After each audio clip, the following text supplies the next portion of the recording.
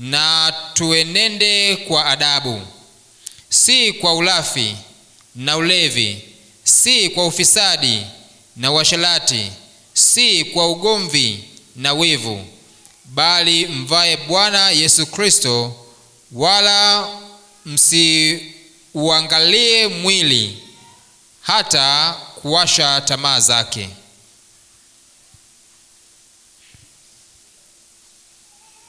Asante msomaji. Hicho ni kitabu cha Warumi ambacho kinaelezea juu ya hali tulionayo leo.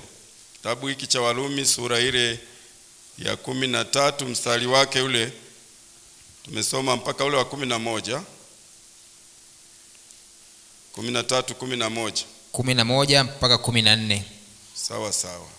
Tukiujua wakati kwamba saa ya kuamka katika usingizi imefanyeje jamani? Imekwisha kuwadia. Nafikiri mapambazuko yanapoanza asubuhi, watu wanajipanga kufanya kazi ya Mungu au kufanya kazi zao za kimaendeleo. Lakini sasa sisi tukiujua wakati, hali unayokuwa unaiangalia katika dunia hii, unapokuwa unasoma na kuelewa, machafuko yanapokuwa yanatokea nchi na nchi, machafuko yanapokuwa yanatokea katika nyumba zetu, ni kujua kwamba sasa tuvue matendo ya giza na kuvaa silaha za nini? Za nuru. Tuenende kama Wakristo, tuwe na tabia za Kikristo, tupendane sisi kwa sisi, kwa sababu saa ya kwenda nyumbani tunakokusudia, ambako tunaambiwa kama ilivyo kwa mchana tunatakiwa tuenende, tuyavue yale matendo ya giza, tuenende kwa adabu, si kwa ulafi wala ulevi kama kinavyosema, si kwa ufisadi wala uasherati. Watu wa Mungu tutengane na mambo hayo, kwa sababu tunataka kwenda wapi? Tunarudi nyumbani, mahala ambako uchafu, maonezi ya kila namna hayatakuweko. Tutarudije nyumbani na matendo haya? Yoyote mwenye matendo haya hatarudi nyumbani.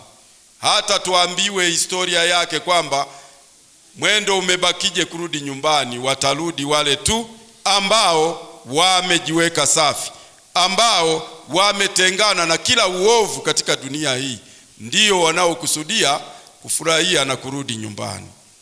Je, mchana huu ni kusudi lako na wewe kurudi nyumbani? Basi muombe Mungu akusaidie. Zungumza na Mungu wako, tengeneza mambo ambayo bado hujatengeneza, ndipo unapoweza kurudi nyumbani. Luka 15 mstari ule wa 17 mpaka ule wa 24. Kitabu cha Luka 15. Luka sura ile ya 15, unasoma ule mstari wa 17 mpaka ule wa 24.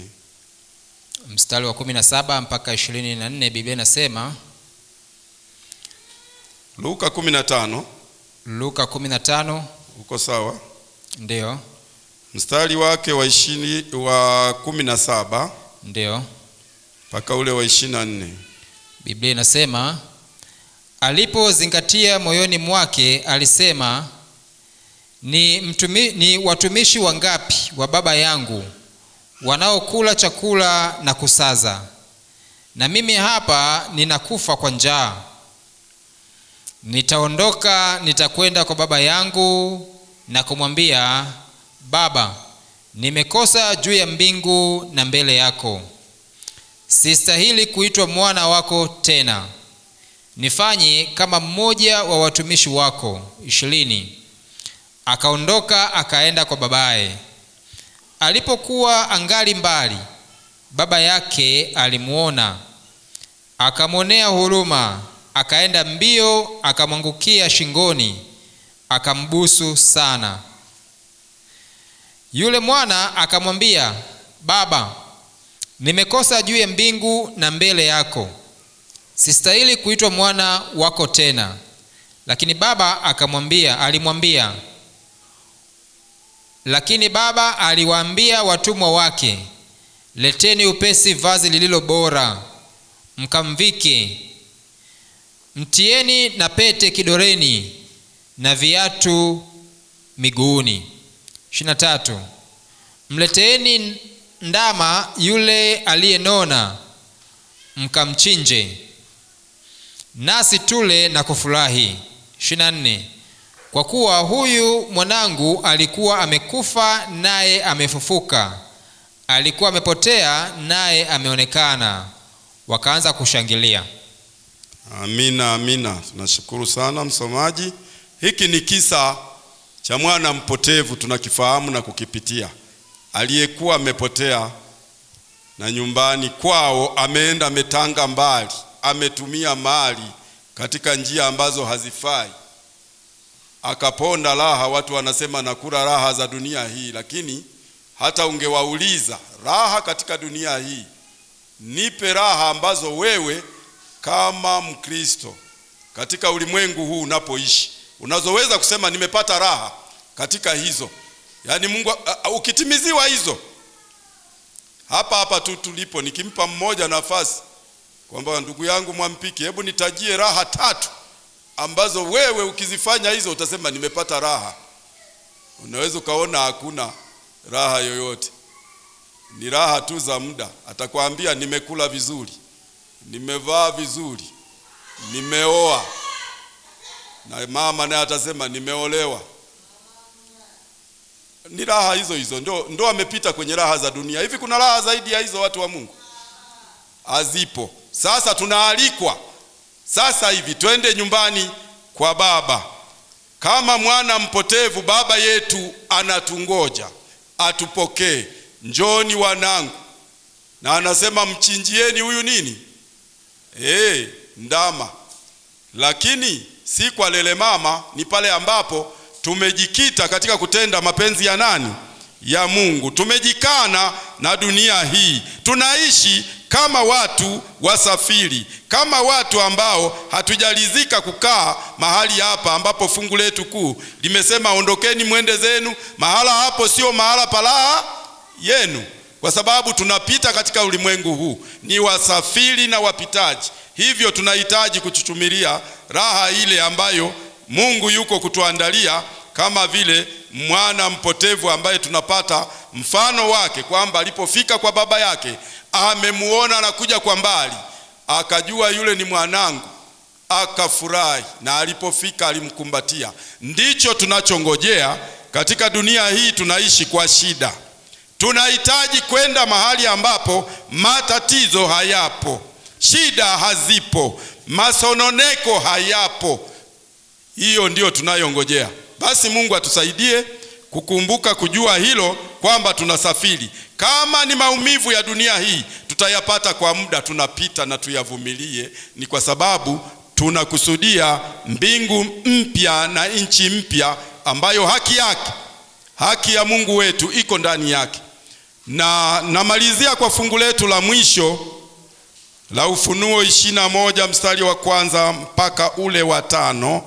Tutaluka, tutakwenda kusoma mstari wa 21 na ule wa 27, ukitualika twende nyumbani. Tofauti ya nyumbani ni nini na dunia hii tunayoishi? Ufunuo 21. Asante. Ufunuo 21 fungu la 1 mpaka la 5. Fungu la 21 na 27, Biblia inasema, kisha nikaona mbingu mpya na nchi mpya, kwa maana mbingu za kwanza na nchi ya kwanza zimekwisha kupita, wala hapana habari tena. Nami nikaona mji ule mtakatifu. Ungerudia hapo, hapana bahari. Kisha nikaona mbingu mpya na nchi mpya, kwa maana mbingu za kwanza na nchi ya kwanza zimekwisha kupita, wala hapana habari tena. 2. Wala hapana bahari tena. Ndio nilikuwa nalitaka hilo. Asante. Asante. Nami nikaona mji ule mtakatifu Yerusalemu mpya ukishuka kutoka mbinguni kwa Mungu, umewekwa tayari kama bibi harusi aliyekwisha kupambwa kwa mumewe. Ukomee hapo, niende kiparagraph kwa kiparagraph. hapa tunaona somo letu linasema twende nyumbani. Nyumbani tunakotakiwa kwenda unapata katika Ufunuo 21 mstari wa kwanza mpaka ule wa 5. Nabii anasema aliona mbingu mpya na nchi mpya. Mbingu za kwanza na nchi ya kwanza zilikuwa zimefanyeje? Zimepita. Hapakuwa na bahari. Kwa nini hapakuwa na bahari? Leo hii katika vyombo vya majini unasikia chombo kimezama, watu maelfu wamekufa. Lakini mbingu ambayo ameweza kuandaa, nchi ambayo ameweza kuandaa haina bahari. Anatuambia hapa mwenzetu wa kitabu hiki cha Ufunuo.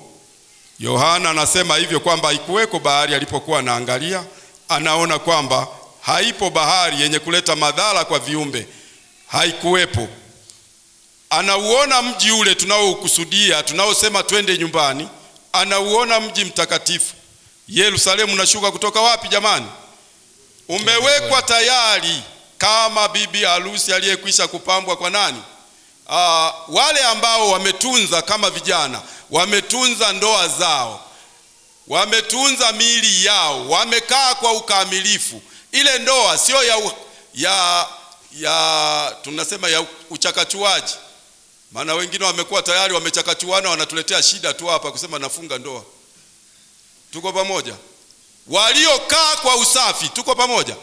Sasa siku ambayo bibi harusi amevaa lile shela, anaingia pale mlangoni na bwana harusi anatokea mlango wa huku, wanakutana katikati. Hebu fikiria tu katika moyo wake anapofunua kile kitambaa kwa mara ya kwanza kabisa